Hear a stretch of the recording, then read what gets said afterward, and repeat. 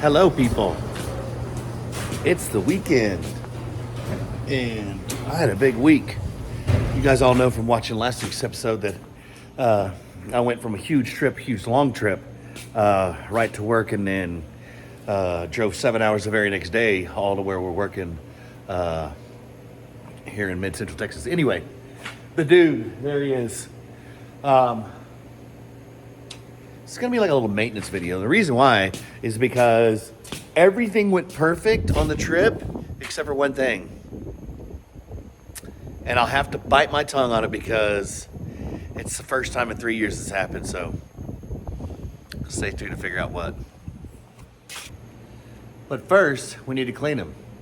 And now he's dirty and...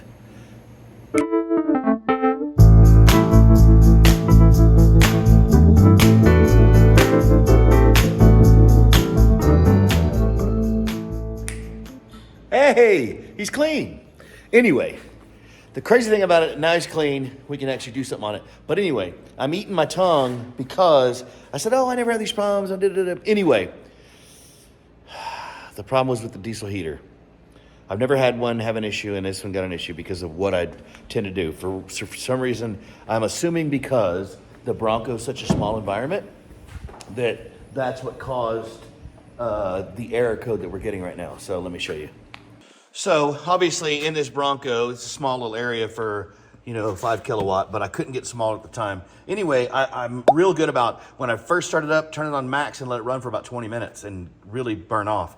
And then the same thing about the next morning when I'm shutting it down, I'll fire it all the way up and run it as high as I can. Well, I'm getting an error E-10 code now, and generally that's because it's not getting air to fire to go ahead and burn everything off. So I'm assuming because it's such a small area and to keep it from burning me up, I had windows down and I was running on 5. And I think I've always kind of explained to everybody that if you run these things on mid-level or lower for a long period of time, that night I slept for probably almost 9 hours, which is very strange for me.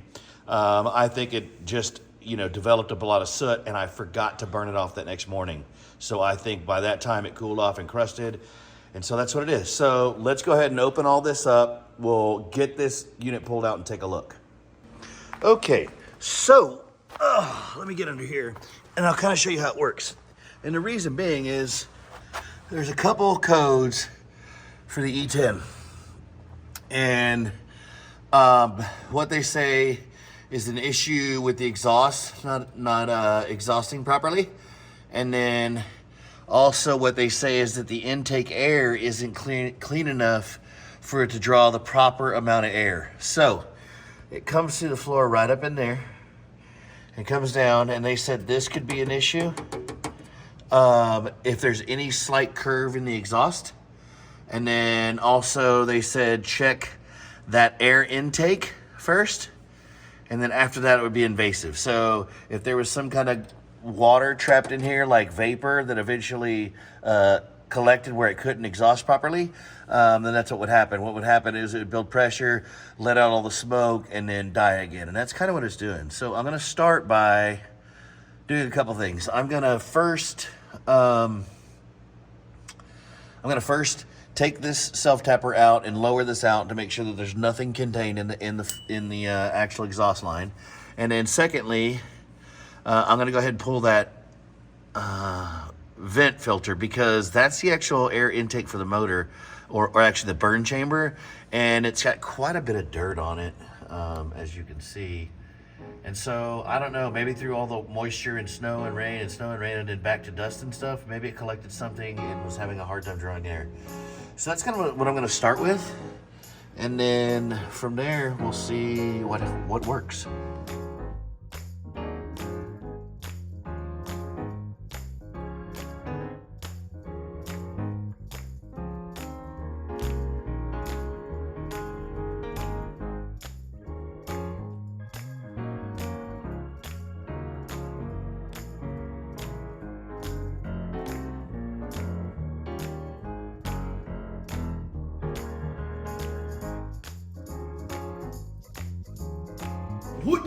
All right, and for my total toys, I just went with a regular Phillips.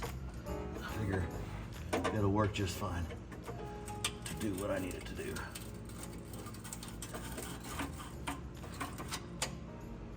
So, and I can tell you this is not the problem. I'll show you, maybe you can see, maybe you can't, but either way, there's light directly through that. So that's not our issue. So let's move on to this. And what we're hoping is one of these is the issue, because the third alternative to this is, yeah, I mean, I guess it could be, I don't see how this could be the issue either.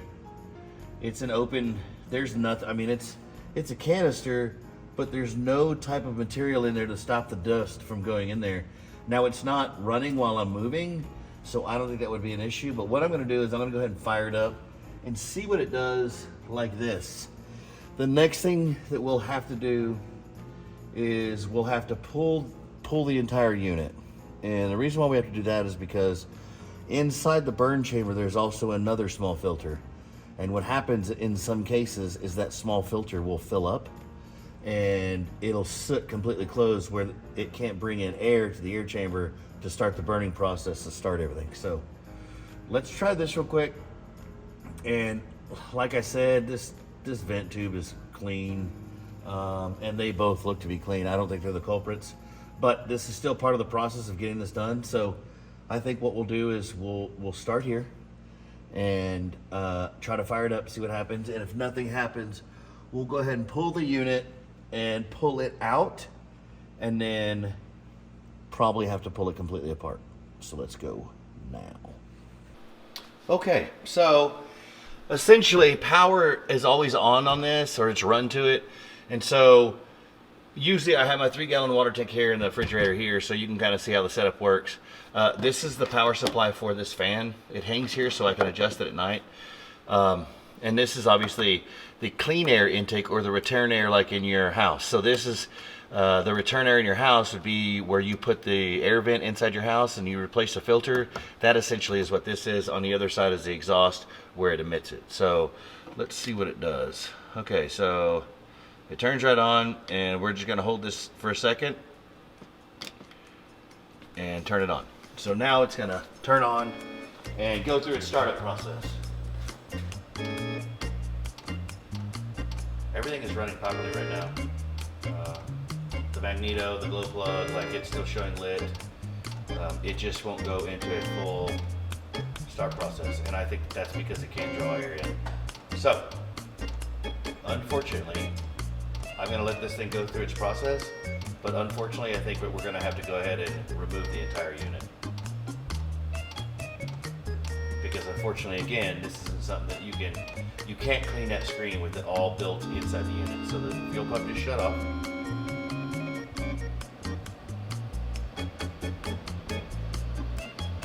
And I can hear the fan coming on, like as if it would be working. But this is what it was doing before. It would go through this whole process here and then just completely shut down.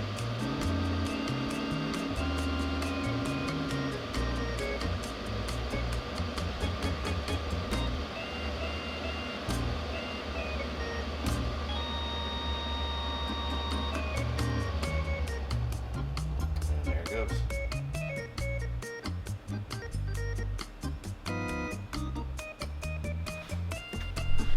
You guys, this is tons of smoke too, just so you guys, I mean, it's a ton of smoke. So, I think here quickly, we should get our air that we were talking about.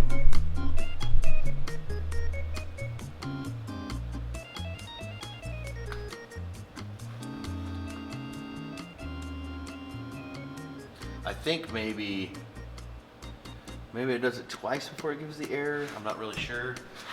I can't remember. It's only happened to me one time, but I do know that this is what happens. Is it goes through this process, and I think it'll try that process again, and then it just stops. Gives us the air, and then that's what happens.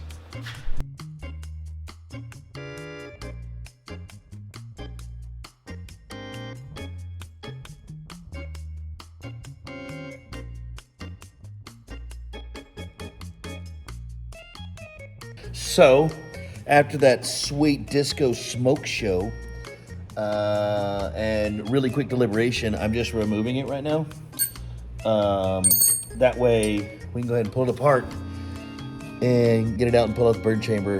and see if we can't get that small little, I'll show you this little filter, it's crazy, but get all that cleaned and put back together and see if we can handle it. I did notice that when I laid this thing down, the exhaust, you can't see it really, but in my fingers you saw it, but lots of soot came out of it. Okay, so here it is. So that's the exhaust. I've already broken it loose. And then here's where it intakes the air from inside the Bronco back into it. That way you're circulating the same kind of air like you would do your home. But anyway, I'm gonna break this wiring loose, remove these wiring nuts, and then I'm gonna go ahead and pull it out, and we're gonna put it on the shop bench and take a look.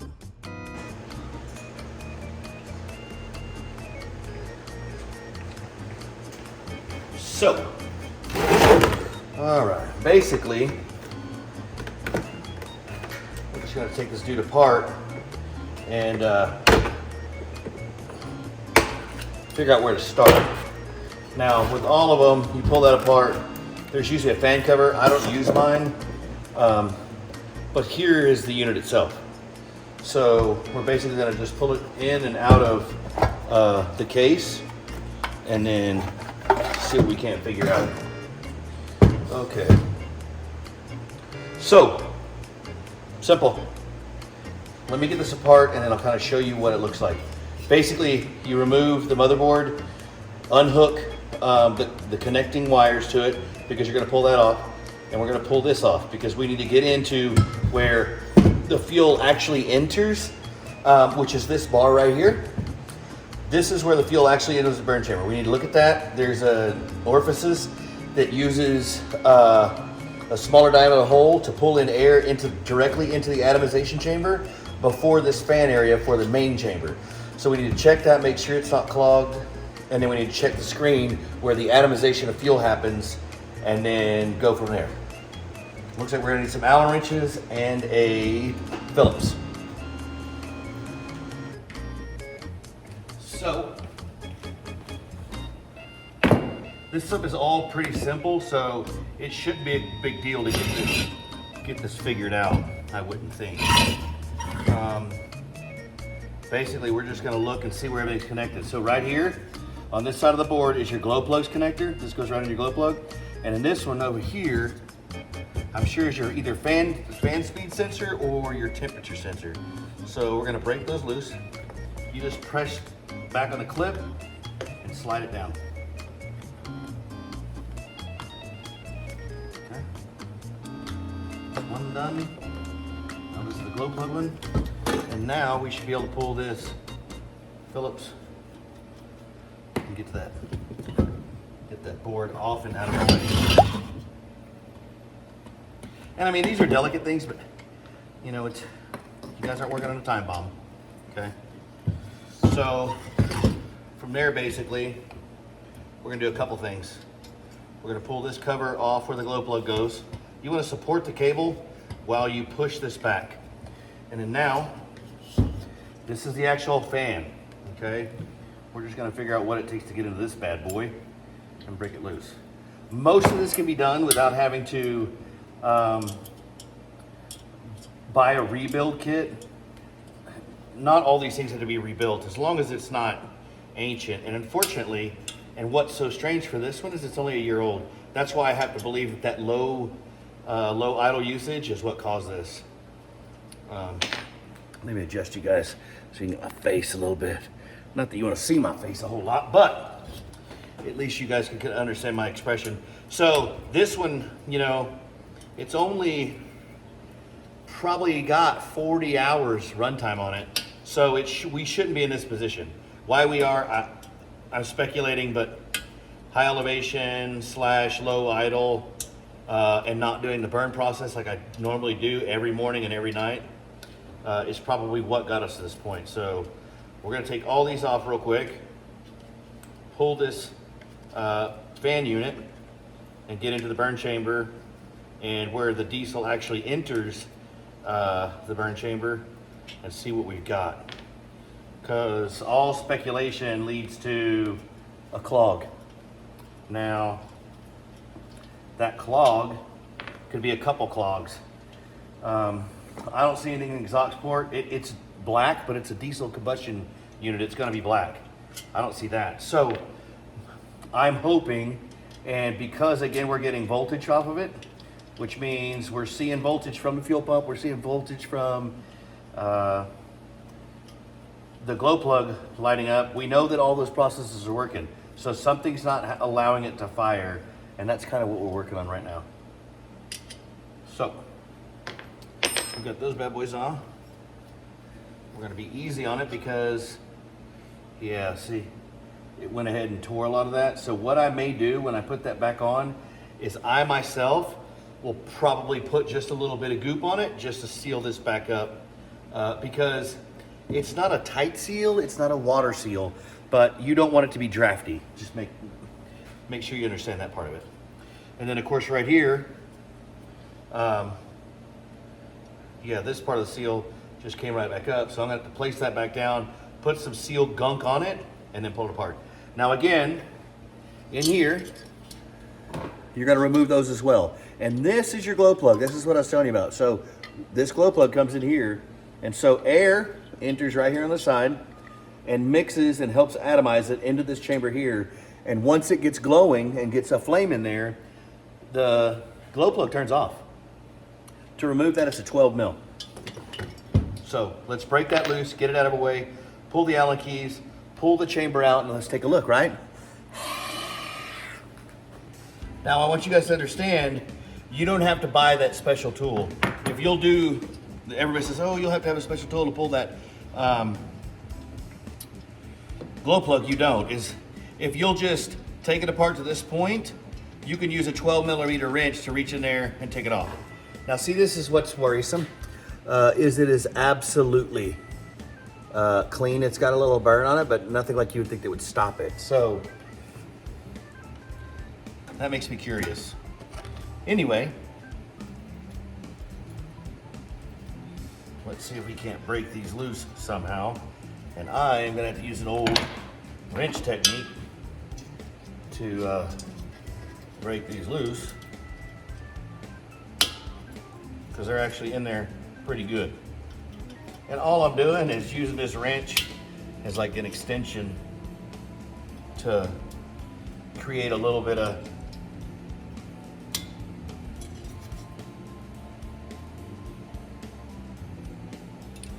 Now, I will say this, the funny thing is they're a little tighter than I anticipated. Let me adjust you guys just to here. But I'm hoping that when we pull this stuff, it's kind of evident, right? And I'll have to find my gasket sealer because that is definitely torn, and I'm not gonna put much. I'm just gonna put barely enough to kind of coat the edge, just to lay it all back together. Because this one did for sure fall apart, but I'm really honestly not worried about it. I've got some Mr. Gasket and a couple other things that we can use. But what I do want to do is get this burn chamber out and see how bad it is. Because, you know, when I was up there freezing, I didn't want to cancel that trip. I wanted to finish that trip. And so I was doing everything in my power to be able to kind of pull this. Unfortunately, this kind of fix was a little too much to be done in the field. So you're just gonna pull that out. Oh yeah. So it's for sure my fault. But I told you that I had forgotten to kind of use my heat method and try to do my very best to clean it out. And I mean, it is super clogged. So,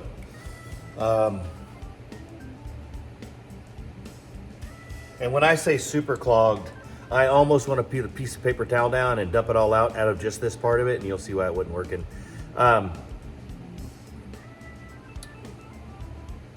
Number one diagnosis, I guarantee you, this is using far too much fuel. So I think once I get it back and running, I'm gonna go into the settings and I'm gonna jack that thing back a little bit, because when you see how much comes out of this burn chamber, you are going to die. This is just as bad.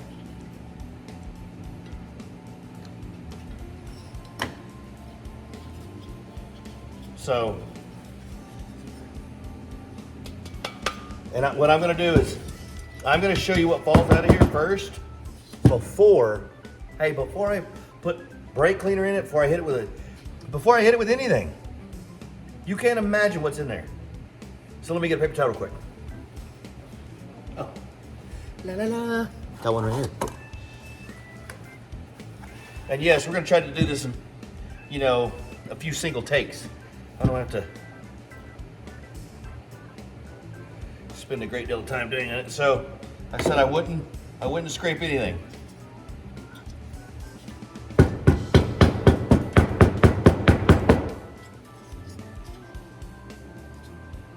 This is insane, guys. I've never, ever seen one this bad. And it's me. That's what I'm so mad about. Not that I'm some perfectionist, but I have an attention to detail because I myself like to use all this stuff in the backcountry, and I need to rely on my things, and I can't believe I forgot to do that. And when you see how much has fallen out, now I've got a couple big chunks in here, and I'm gonna have to use something to break them free. So.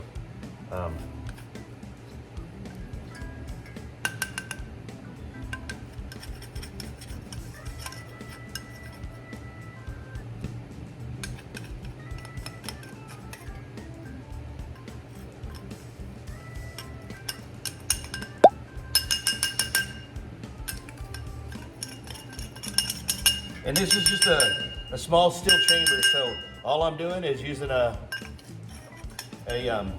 wrench to kind of go in there and break it free. Kind of like cleaning your grill.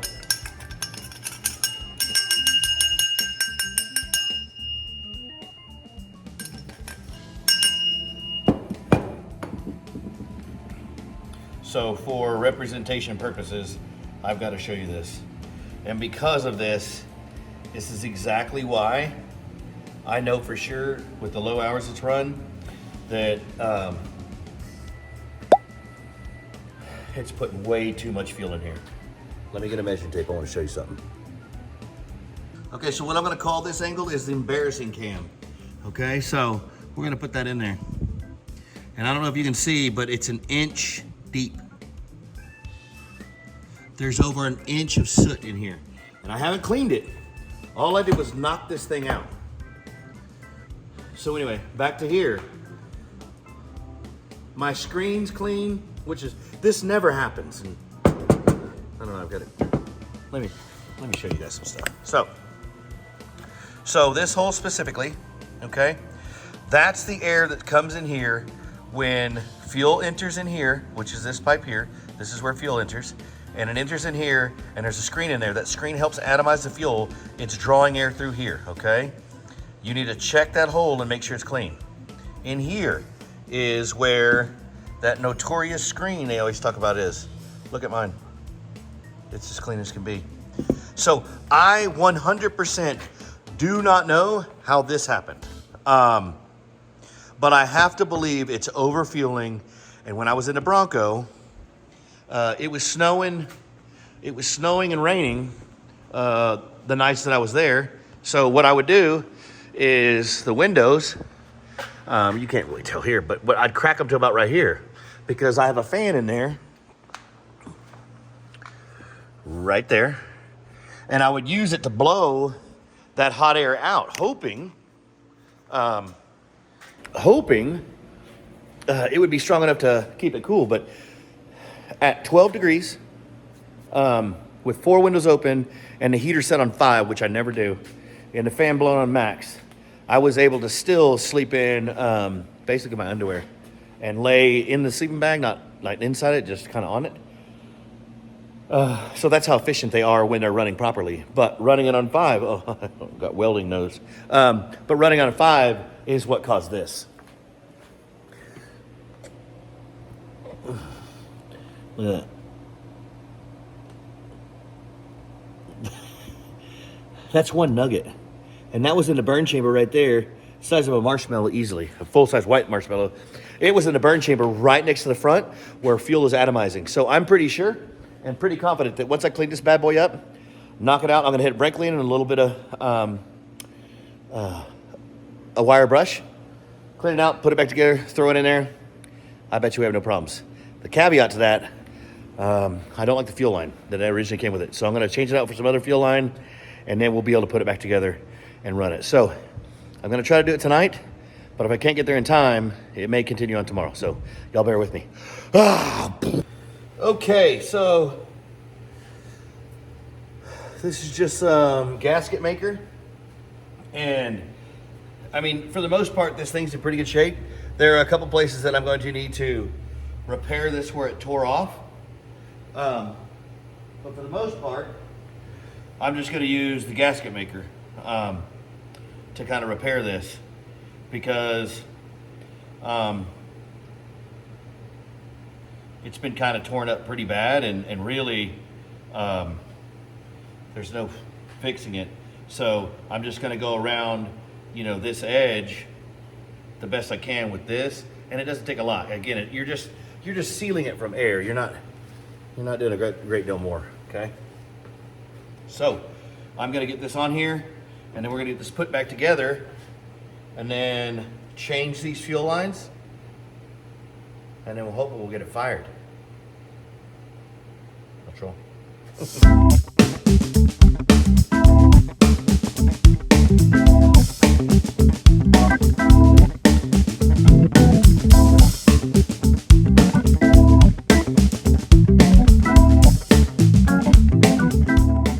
Okay, so I didn't show you guys the reinstall, obviously, because you watched me uninstall it. Secondly, this isn't a install, uninstall video. It's a what's wrong with the diesel heater video. And then obviously I didn't show you rerunning the new fuel line. So let me get this all in place. I just want to check one more time. Everything looks pretty good. But I want to get this in place and get this cover on, and then put it back together and throw some power to it and see what it does. Because I'm ready.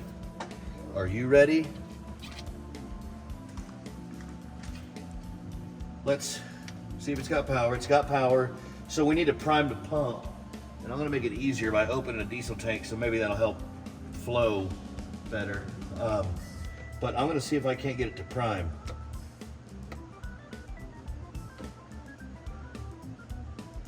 Okay.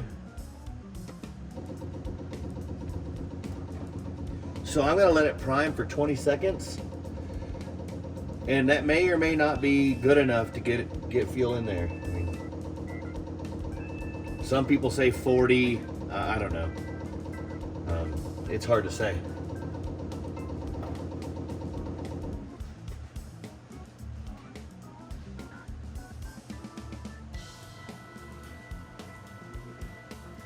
Because what you don't want to do is you don't want to flood the unit.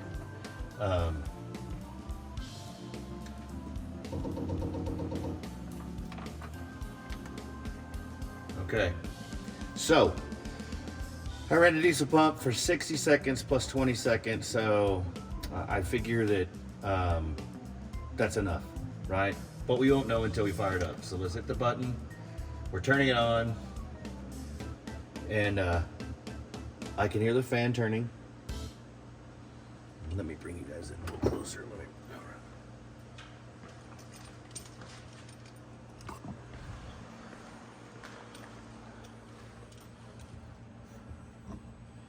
Okay. So right now, you can see. Let me get my little map light out of the way.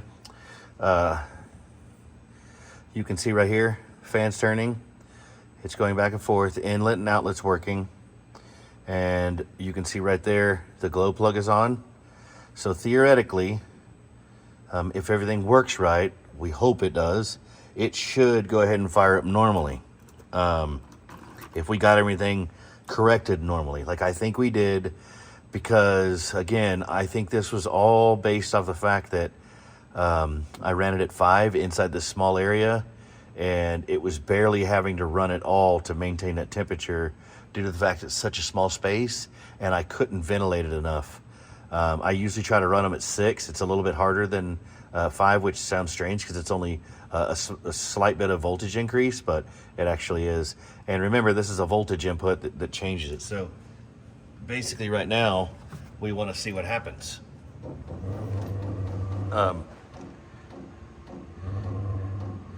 There's a little bit of smoke coming out. You can physically hear the pump.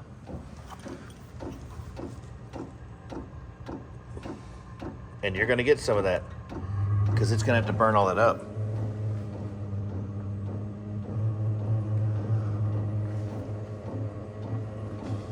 But we'll see if it starts.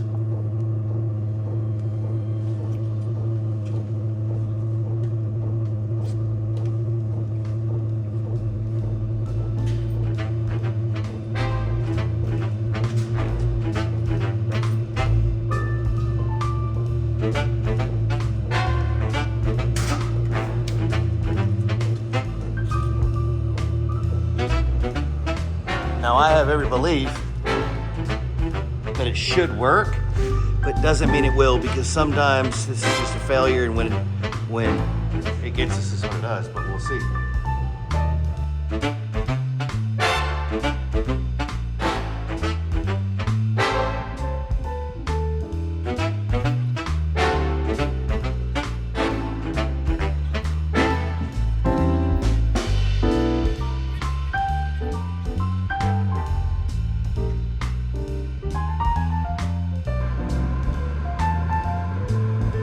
I put it on P10, so you can see it's clearing up a little now. I've got it on power level 10 because I am literally trying to clean this thing out, and obviously you can hear it drawing in the clean air. Now let's go around to the front. Oh yeah, listen to that pump now. Now remember, it's moving a lot of fuel, but that's on level 10. So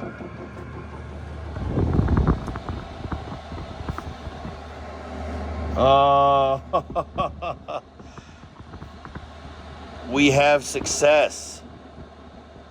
We have success, everyone. That makes me super happy. How hot that is, but it's well into the 90s. I mean, that is super, super hot. You couldn't leave your hand here longer than just that. I mean, that was starting to burn my hand. But again, you can hear it sounding. So we have success with the error code 10, E10. Here it is again. Man, that makes me happy. My little cozy winter chateau is gonna be ready to run again. Now I will, obviously this time, make sure that I spend a whole lot more time opening more windows and venting it so I can run it at a higher temperature. Okay. That being said, you can hear that bad boy. And I know this is not a normal Bronco video or rock crawling video or overlanding video, but it's a DIY video. And you know, I love to help everybody fix their stuff without somebody helping them or them having to go pay a ridiculous amount, or some people just throw these things away at 150 bucks. We just fixed it with no bucks, and we used supplies that we had in the shop with the gasket sealer. So seriously, before you do anything, check how everything's running.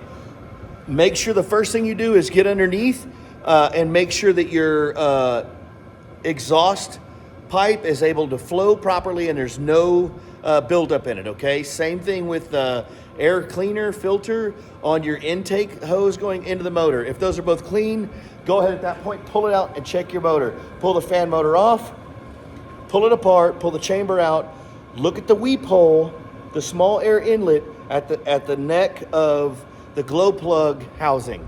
Because remember, there's where the air comes in, atomizes the fuel in that screen, and then starts the fire. If that can't happen, it won't work. So make sure that hole is clear and make sure that screen is clear. Clean your chamber, reassemble, prime your pump, depending on how far it is away from the tank. Will depend on how long, but again, minute 20 is a lot. These things full of a lot of fuel if you let them. But anyway, It's running, and you can see right there, it's maxed out. This vent is absolutely humming right here. This draws in and blows out, and so it recirculates it in here just like your house, like I said earlier. So anyway, I wanted to get this out here. That way I could help. Anyway, thanks for watching. Remember, I have a Patreon, www.patreon.com/Maximum Overland. At this video you're watching, you can buy me a coffee right there. You can click right in the middle of them and just say, hey, I want to give this guy $1 or something. I don't know, whatever. And then below that, you should see my shirts streaming across and hats and cups and stuff. Click on those. Also, everything that I use in the videos, everything I suggest are partner links below. They have affiliate links as well.